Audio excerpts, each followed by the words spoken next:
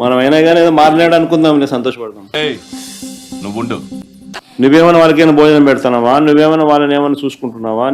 నీకేం బాధ? శవం మీద మరమరాలు ఎలుగుతునేవాడు మొహం చూడు. వాళ్ళకు లేని బాధ, నాకు లేని బాధ నీకెందుకు బాధ?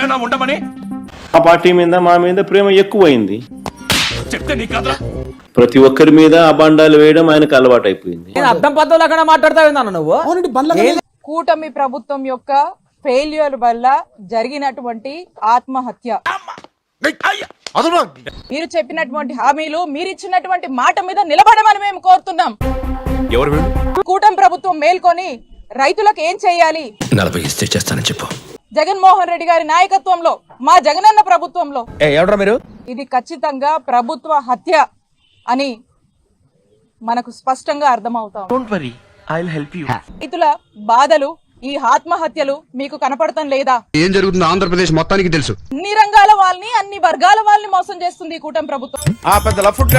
రైతులకు న్యాయం చేయండి, రైతులకు మేలు చేయండి అని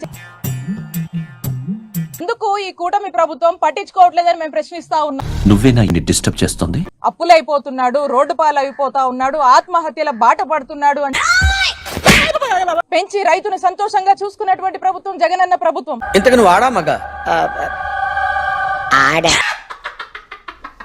ఎటుపోతుంది రాజకీయం? ఏమవుతోంది?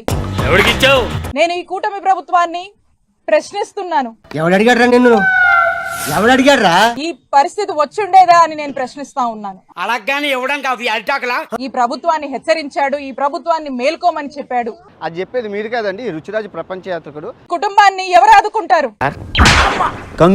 ఈ ప్రభుత్వాన్ని నేను ప్రశ్నిస్తా ఉన్నా.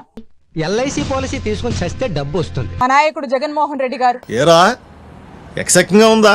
రైతులు ఏడుస్తున్నారు, బయలుదేరన్న మీకు ఆలస్యం ఉంది. ఏం సమాధానం చెప్తారు?